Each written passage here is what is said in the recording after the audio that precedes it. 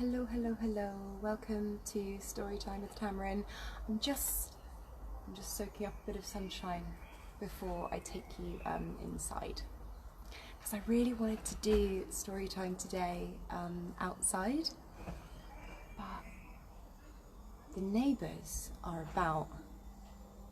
There's like the neighbourhood watch gang are out in force at the moment. They're watering the flower beds and they're talking to each other in their driveways, and because there's houses here and they all know each other, so I feel a little bit self-conscious talking at you because they'll all be able to hear me. But yeah, I just wanted to say hi while I'm in the sunshine, and yeah, happy Shakespeare's birthday.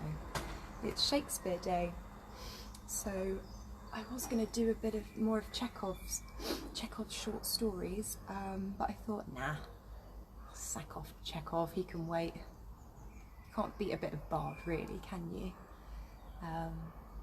His language is a lot more flowery and beautiful, I think, in general. Anyway, there's so many neighbours out here. I'm going to take you. It's definitely for the best. Got my big Shakespeare book, ready. Wonder how your day has been going. I wonder if you've been out in the sunshine, what you've been up to. Right, this is where hi Bianca, hi Murphy, hi everyone. This is where I probably press a load of buttons while I try and position you onto the stand, and we'll see if I can make this work.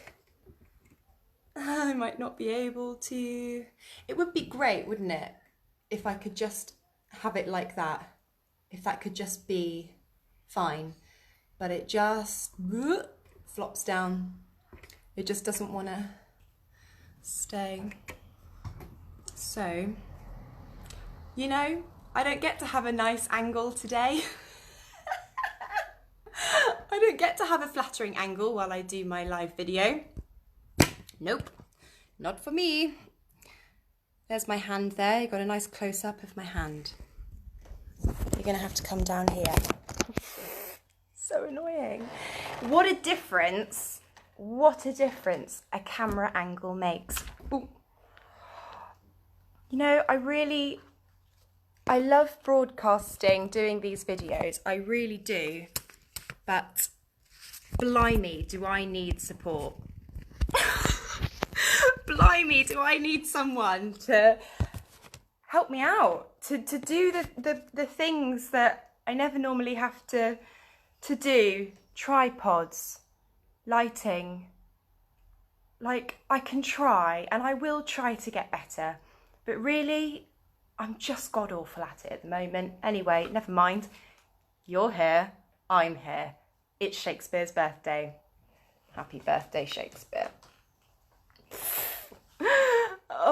So, I don't know if you want to... Something's going round in a circle. If you want to comment on anything you want to hear. Hi, Mark. I think we should start with some quotes. Let's see if you've heard of these quotes before. Oh, Lord. Right. I definitely haven't heard of some of these quotes before, so it is interesting. It is the stars above us govern our conditions. Astrology? Astronomy? Which one? Both? Mark, hi Tamarin. Looking forward to story time. Everything looks fine. Oh, look! Born and died on the same date. That's interesting. I mean, he's a bit of a ledge, isn't he? Is everything that we know about him true?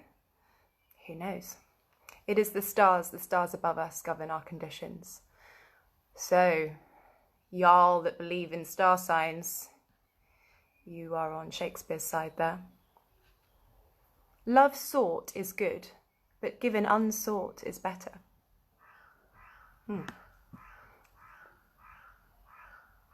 Yes, to give love freely. I agree, Shakespeare.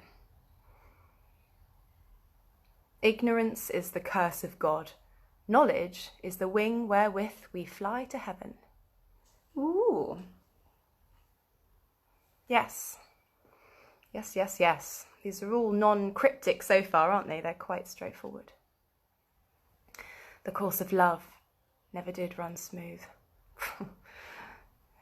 Well, yes, I suppose so. I think, however, it runs smoother for some than for others. Anyone agree? Love looks not with the eyes, but with the mind, and therefore is winged Cupid painted blind.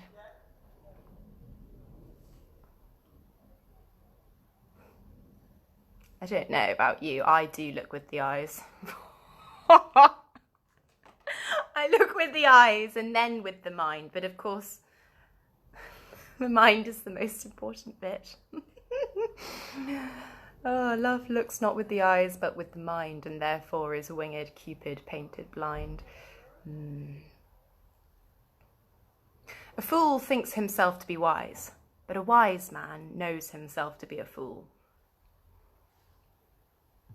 Who's a fool here? The thing is, I'm not trying to say that because I want to be wise. I'm just saying that I am a fool. Some are born great, some achieve greatness, and some have greatness thrust upon them. I wonder what it means to have greatness thrust upon you. I suppose an unexpected fortune. Hi, Ali. All the world's a stage, and all the men and women merely players. They have their exits and their entrances, and one man in his time plays many parts, his acts being 7 ages. Ah, yes, this is the beginning of Jake Queese's speech in As You Like It. Very famous speech. I could find that one, it's quite nice. I feel like people have heard it a million times though. What act are you in at the moment? I am in, I don't know, I think the 3rd act of the speech after adolescence and young adulthood, being that I have crossed the 30-year-old threshold. We know what we are, but know not what we may be. Very true. I mean, these are quite on the nose, Shakespeare. Oh, here we go. Hell is empty and all the devils are here. Ah, that's a good one. Who else believes that heaven and hell are here right now and that we're not waiting to go there after death? I believe that. And I too believe all the devils are here. But all the angels, therefore, are here as well. And perhaps we can all be a devil and an angel sometimes. Maybe it's not either or. Yes, yes, yes. A sonnet, perhaps. I don't know lots of sonnets. Only a couple. I will only do a couple. And this is the only time that I would ever talk Shakespeare or anything like speeches at you. Feels cringe, but I'm not doing it for me. I'm doing it because it's Shakespeare's birthday and, you know, it's a nice chance to celebrate what beautiful words we have to listen to each other. Now, I'm going to do the only 2 I know quite well and know what they mean. I don't know if you should really sight read a sonnet. I don't know if that's a good idea. I have sight read poetry to you before. It's all well and good, but no. Anyway, I love that I've got this huge book. And look, gold pages. Love a bit of gold. Right, this is Sonnet 18. You might know it. shall I compare thee to a summer's day? Thou art more lovely and more temperate. Rough winds do shake the darling buds of May, and summer's lease hath all too short a date. Sometime too hot the eye of heaven shines, and often is his gold complexion dimmed, and every fair from fair sometime declines, by chance, or nature's changing course untrimmed. But thy eternal summer shall not fade, nor lose possession of that fair thou oust. Nor shall death brag thou wanderest in his shade, when in eternal lines to time thou growst. So long as men can breathe, or eyes can see, so long lives this, and this gives life to thee. Ah, yes. It kind of has, I don't know, on reading it today, it sort of implies some sort of, not supernatural, but like unending beauty. So I'm not sure exactly who or what he's talking about there, but yeah, eternal lines to time.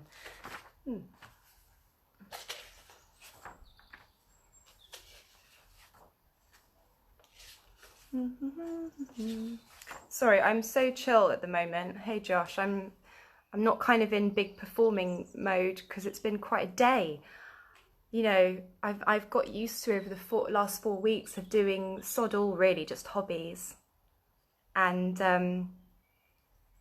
today I had to do this performance thing for a fundraiser, which was great. And then I had to do another thing, and it's been like, oh, not used to it. Not used to doing things for like that feel worky, that feel like not bad pressure, but you know, you've got that performer pressure of like, do it well, do it now. So I'm a bit like, oh, now. Anyway. This is Sonnet 116. Let me not to the marriage of true minds admit impediments. Love is not love which alters when it alteration finds, or bends with the remover to remove.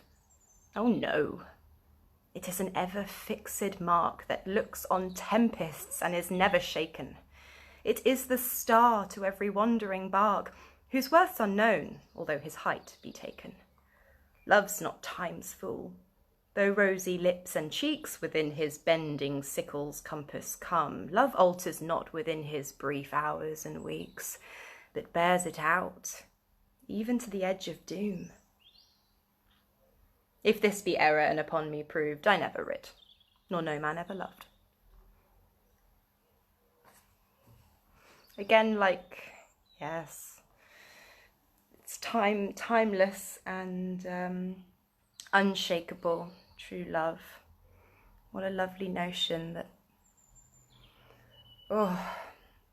that true love can't be shaken by however we may change over time. I hope it's true. I hope it's true. Right. So 116 is my fave. Yes, it is a bit cliche, Ali. I'm the same as you. It was the first sonnet I was actually introduced to when I discovered that I wanted to do acting when I was like 16. And so I've just stuck with it ever since. I probably need to read more sonnets. That's probably what I should do. Anyway. Let me consult the oracle.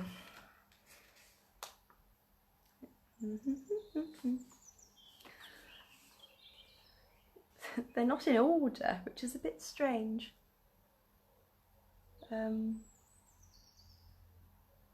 Anyway, 269. Me too. And then had to read it at a wedding. Oh, how lovely. Yeah, it's perfect for a wedding. What was I looking for? 269. Tommy's watching. Maybe I'll, as well as officiate at your wedding, shall I read a sonnet as well? No, I'm joking. No, I'm not doing anything. I think marrying you guys is enough. Right. I'm in a very lovey mood today. Maybe it's all the sunshine and I don't know. Act 3, Scene 2.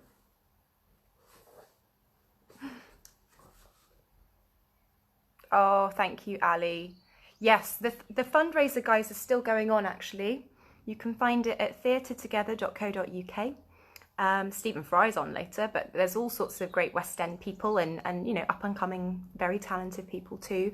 We're raising money for, you know, the actors that have slipped through the net, because there's a lot of us that might get help with the self-employed grant, even though we have to wait till June, but we still get the help. But there are some people who won't get any help because they don't quite meet the right criteria, falling through the cracks. So yeah, it is a really good cause if you would like to have a look, and you can find them on Facebook as well. The show is called All the Web's a Stage, in lieu of Shakespeare. Now, this is so cringe, but I wasn't sure what to read.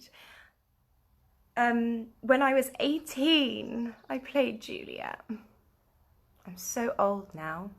Not really, but you know, it's a long time ago anyway. And I googled best Shakespeare speeches, and of course everything that came up were male characters, which doesn't really matter, but a lot of them are kind of a bit aggressive and fighty and you know. And then the two female speeches came up.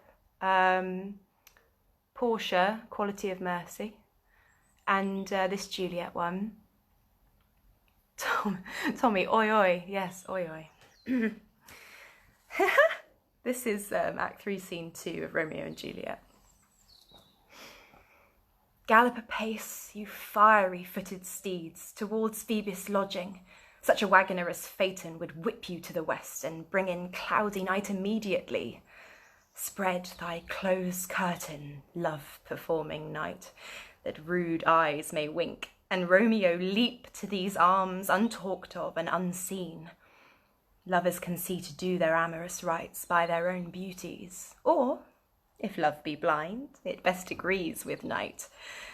Come, civil knight, thou sober-suited matron, all in black, and learn me how to lose a winning match, played for a pair of stainless maidenhoods.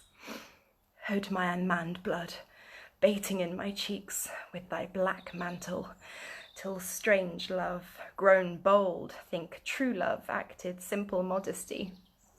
Come, knight, come, Romeo, come thou day and night, for thou wilt lie upon the wings of night, whiter than new snow upon a raven's back. Come, gentle knight, come, loving, black-browed knight, give me my Romeo. And when he shall die, take him and cut him out in little stars, and he will make the face of heaven so fine that all the world will be in love with night, and pay no worship to the garish sun. Oh, I have bought the mansion of a love, but not possessed it, and, though I am sold, not yet enjoyed. Oh, so tedious is this day, as is the night before some festival, to an impatient child that hath new robes and may not wear them. Oh, here comes my nurse, and she brings news, and every tongue that speaks but Romeo's name speaks heavenly eloquence. There you are. I went into 18-year-old mode again. It's fun. It's quite fun to read it, though. I mean, you know, just some words are just so nice to say. Black mantle. You can't say that quickly, you know, like the clue's in sometimes just in how it fits in your mouth. Yes, lovely. Anyway. Black mantle. Well, I'm just saying that it's nice to say in your mouth, black mantle, and you can't say it quickly, and the clue is in that is to really take your time over it and let the audience feel that description and see it, I guess. Now then. Does anyone have any faves? Ha ha. Yes, very funny, Tommy. Who has a favourite Shakespeare play? Hey, Joe. Do.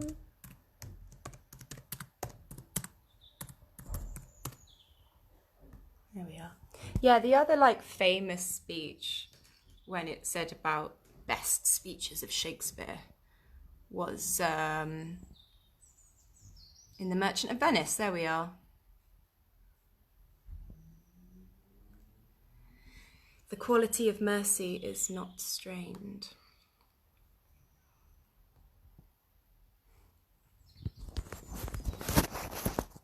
Amazing camera work, eh?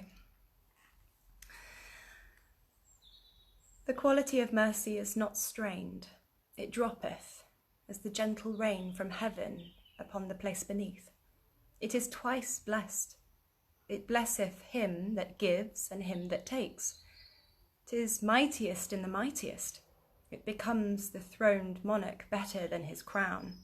His sceptre shows the force of temporal power, the attribute to awe and majesty, wherein doth sit the dread and fear of kings.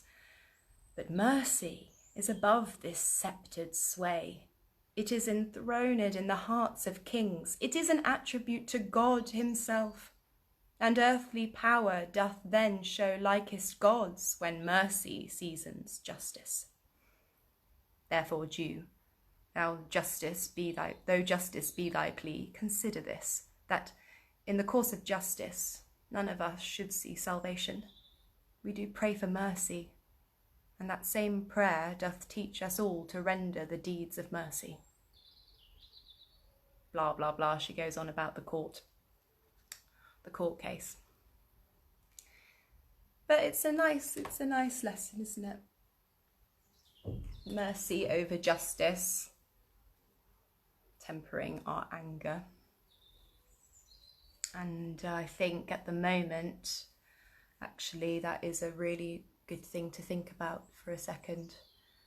You know, we can get frustrated very easily in these times, being stuck and not being able to do maybe what we want. And sometimes that we can project that onto seeing what other people are doing and judging them and getting angry and wishing bad on them.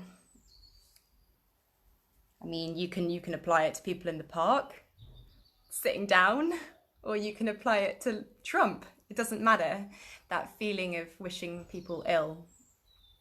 And maybe we should focus on mercy. Yeah.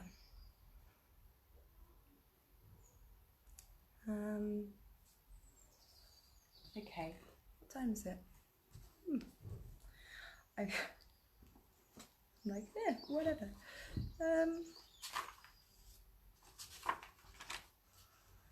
Phoenix and the Turtle. This book's amazing. It's got all the lyrics of all the songs and everything in it. All right. Who did Midsummer Night's Dream? Shakespeare did Midsummer Night's Dream. Do you mean that, Tom? Do you mean who wrote Midsummer? That is one of the best plays, in my opinion. I've also done Midsummer. Actually, there's a fair bit in that that's quite beautiful. Yeah, love it. Let's see.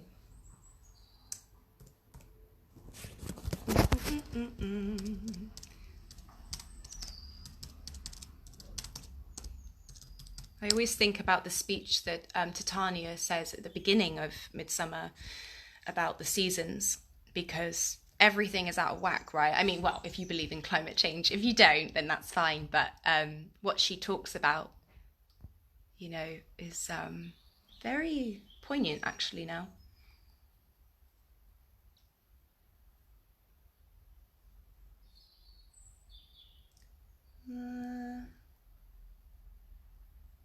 Monologues, yes, okay.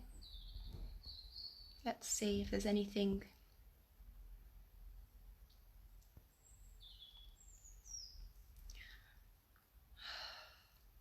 So many pop-ups, popping up all over the shop.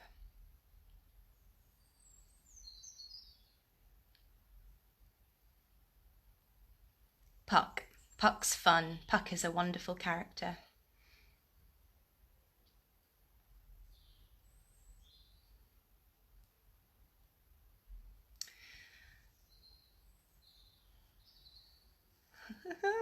I am that merry one. I jest to Oberon and make him smile, when I a fat and bean-fed horse beguile, neighing in likeness of a filly foal, and sometime lurk I in a gossip's bowl, in the very likeness of a roasted crab, and when she drinks, against her lips I bob, and on her withered dewlap pour the ale. The wisest aunt, telling the saddest tale, sometime for 3-foot-stool mistaketh me, then slip I from her bum, down topples she, and Taylor cries and falls into a cough, and then the whole choir hold their hips and laugh, and waxen in their mirth and knees, and swear a merrier hour was never wasted there.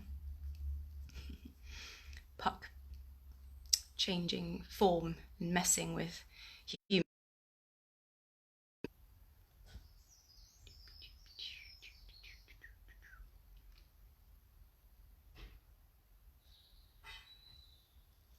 Soliloquies.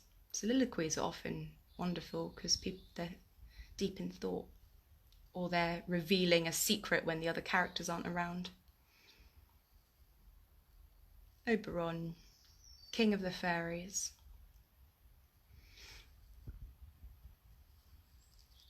But I must wait for the pop-ups. I am slave to the pop-ups.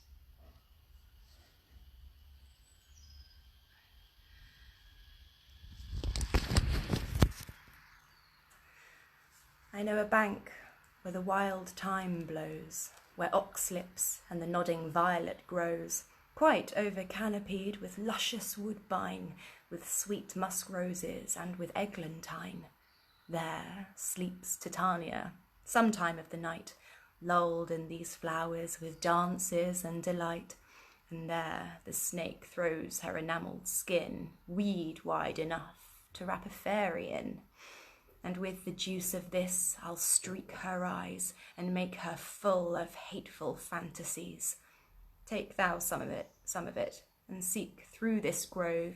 A sweet Athenian lady is in love with a disdainful youth. Anoint his eyes, but do it when the next thing he espies may be the lady. Thou shalt by the Athenian garments he hath on. Effect it with some care, that he may prove more fond on her than she upon her love. And look thou meet me ere the first cock crow. Yeah, it was more instructional towards the end because he's trying to sort out making two of the people fall in love with each other in the story. I don't know. I shall read you a poem now. I can't be bothered to be looking up things from plays. Unless you tell me what to find, act and scene, I'll do it. But why don't I just read a nice long love poem? Deal, isn't it? Oh, we can all just relax then. I would like to just relax now. I hope you're sitting comfortably. This is called The Passionate Pilgrim. When my love swears that she is made of truth, I do believe her, though I know she lies, that she might think me some untutored youth, unskilful in the world's false forgeries. Thus vainly thinking that she thinks me young, although I know my years be past the best, I smiling credit her false-speaking tongue, outfacing faults in love with love's ill rest. But wherefore says my love that she is young? And wherefore say not I that I am old? Oh, love's best habit is a soothing tongue, and age, in love, loves not to have years told. Therefore I'll lie with love, and love with me, since that our faults in love thus smothered be. Two loves I have of comfort and despair, that like two spirits do suggest me still. My better angel is a man fair, right fair, my worser spirit a woman coloured ill. To win me soon to hell, my female evil tempteth my better angel from my side, and would corrupt my saint to be a devil, wooing his purity with her fair pride. And whether that my angel be turned fiend, suspect I may, yet not directly tell, for being both to me, both to each friend, I guess one angel in another's hell. The truth I shall not know, but live in doubt, till my bad angel fire my good one out. Did not the heavenly rhetoric of thine eye, gainst whom the world could not hold argument, persuade my heart to this false perjury? Vows for thee broke deserve not punishment. Vows for thee broke deserve not punishment. A woman I forswore, but I will prove, thou being a goddess, I forswore not thee. My vow was earthly, thou a heavenly love. Thy grace being gained cures all disgrace in me. My vow was breath, and breath a vapour is. Then, thou fair sun, that on this earth doth shine, exhale this vapour vow. In thee it is. If broken, then it is no fault of mine. If by me broke, what fool is not so wise to break an oath, to win a paradise? Sweet Cytherea, sitting by a brook, with young Adonis, lovely, fresh and green, did court the lad with many a lovely look, such looks as none could look but beauty's queen. She told him stories to delight his ear, she showed him favours to allure his eye, to win his heart. She touched him here and there. Touches so soft still conquer chastity. But whether unripe years did not want conceit, or he refused to take her figured proffer, the tender nibbler would not touch the bait, but smile and jest at every gentle offer. Then fell she on her back, fair queen, and toward he rose and ran away. Ah, fool too forward. If love make me forsworn, how shall I swear to love? Oh, never faith could hold, if not to beauty vowed. Though to myself forsworn, to thee I'll constant prove.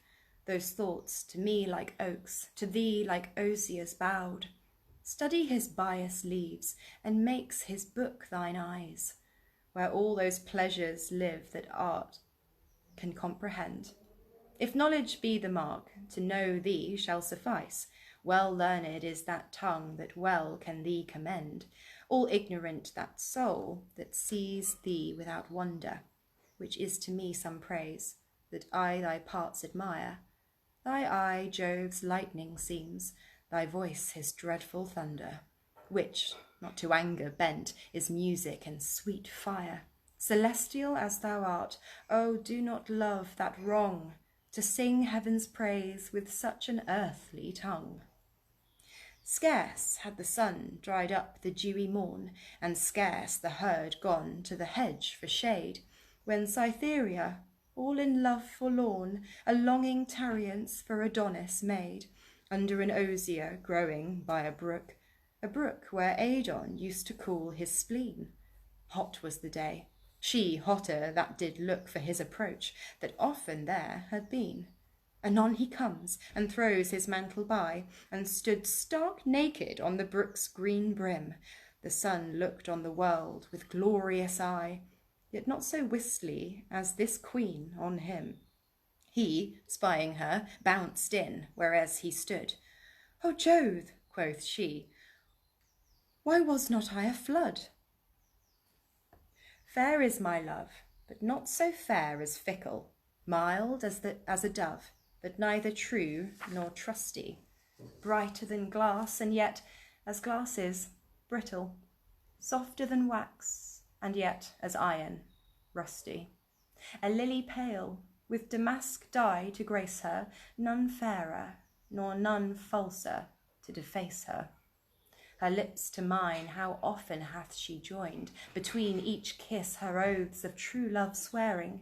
How many tales to please me hath she coined, dreading my love, the loss thereof still fearing. Yet in the midst of all her purest protestings, her faith, her oaths, her tears, and all were jestings. She burned with love, as straw with fire flameth. She burned out love, as soon as straw outburneth. She framed the love, and yet she foiled the framing. She bade love last, and yet she fell a-turning. Was this a lover, or a lecher with weather? Bad in the best, though excellent in neither. If music and sweet poetry agree, as they must needs, the sister and the brother, then must the love be great twixt thee and me, because thou lovest the one, and I the other. Dowland to thee is dear, whose heavenly touch upon the lute doth ravish human sense. Spenser to me, whose deep conceit is such as, passing all conceit, needs no defence. Thou lovest to hear the sweet melodious sound that Phoebus' lute, the queen of music, makes, and I in deep delight am chiefly drowned, when as himself to singing he betakes. One God is God of both, as poets feign. One knight loves both, and both in thee remain. Fair was the morn when the fair queen of love, paler for sorrow than her milk-white dove, for Adon's sake, a youngster proud and wild, her stand she takes upon a steep uphill. Anon Adonis comes with horn and hounds. She, silly queen, with more than love's good will, forbade the boy he should not pass those grounds. Once, quoth she, did I see a fair sweet youth here in these brakes, deep wounded with a bore, deep in the thigh, a spectacle of ruth. See, in my thigh, quoth she, here was the sore. She showed hers. He saw more wounds than one, and blushing fled, and left her all alone. Sweet rose, fair flower, untimely plucked, soon vaded, plucked in the bud, and vaded in the spring. Bright orient pearl, alack, too timely shaded. Fair creature, killed too soon by death's sharp sting. Like a green plum that hangs upon a tree, and falls through wind before the fall should be. I weep for thee, and yet no cause I have, for why? Thou leftest me in thy will, nothing in thy will, and yet thou leftest me more than I did crave, for why? I crave nothing of thee still. Oh yes, dear friend, I pardon crave of thee thy discontent thou didst bequeath to me. Venus, with young Adonis sitting by her under a myrtle shade, began to woo him. She told the youngling how god Mars did try her, and as he fell to her, so fell she to him. Even thus, quoth she, the warlike god embraced me. And then she clipped Adonis in her arms. Even the warlike god unlaced me, as if the boy should use like loving charms. Even thus, quoth she, he seized on my lips, and with her lips on his did act the seizure, and as she fetched breath, away he skips, and would not take her meaning nor her pleasure. Ah, that I had my lady at this bay, to kiss and clip me till I run away. Crabbed age and youth cannot live together. Youth is full of pleasance, age is full of care. Youth like summer morn, age like winter weather. Youth like summer brave, age like winter bare. Youth is full of sport, age's breath is short. Youth is nimble, age is lame. Youth is hot and bold, age is weak and cold.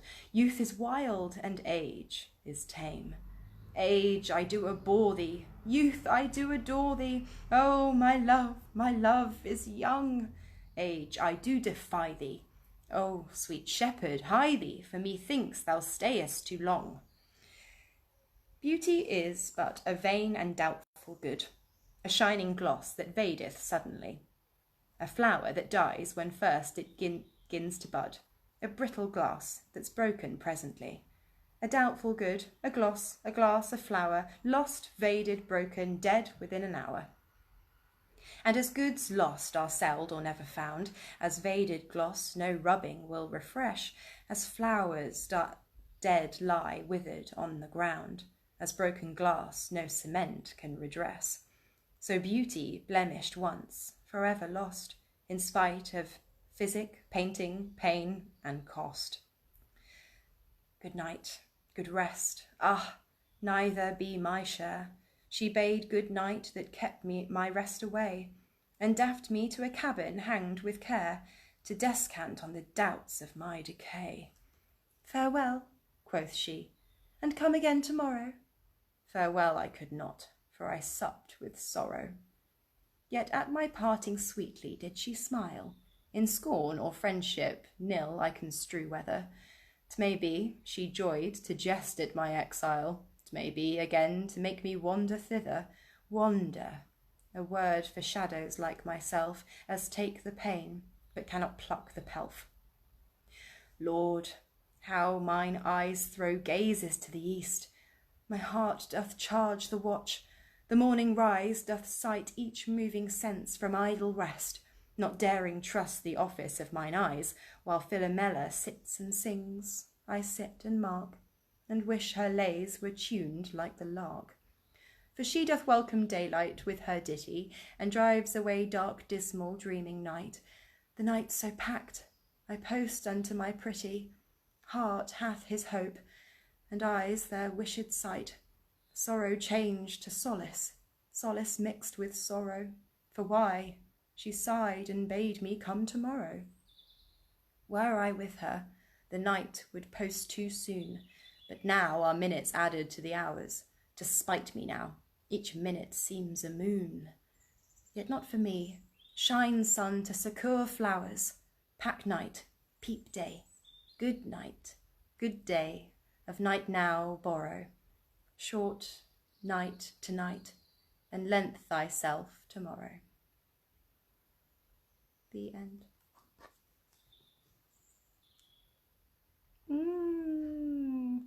Hi Will, hi Richard. Hi everyone that's still here. That was a very long poem, wasn't it? I really enjoyed it though. He was yearning for this lady, and up in the stars, Venus was yearning for Adonis and had said no to Mars. Or she'd had her way with Mars, but now she was into Adonis. And, well, I guess Shakespeare was yearning for a lady. If only they could have got together.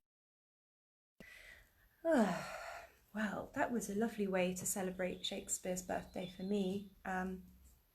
Maybe I should have just got on and done that poem at the start, but we read through a few other things too. We did some quotes and some speeches. And I promise I'll never do any more sort of acting speeches at you ever again. Unless you ask for it, but it's only for Shakespeare. Anyway, I hope you're all well. And if you're not well right now, I hope you're okay, and I hope you get better soon. It's my weekend now. I'm back on Monday doing some short stories. I will try and find some material, something comic, I think. I'm up for some comic stuff now. But also I've put in the description on this video that you can submit your original work and I can read out your short stories too. Let's celebrate each other's talent. Have a lovely weekend, guys. Lots of love. Bye for now.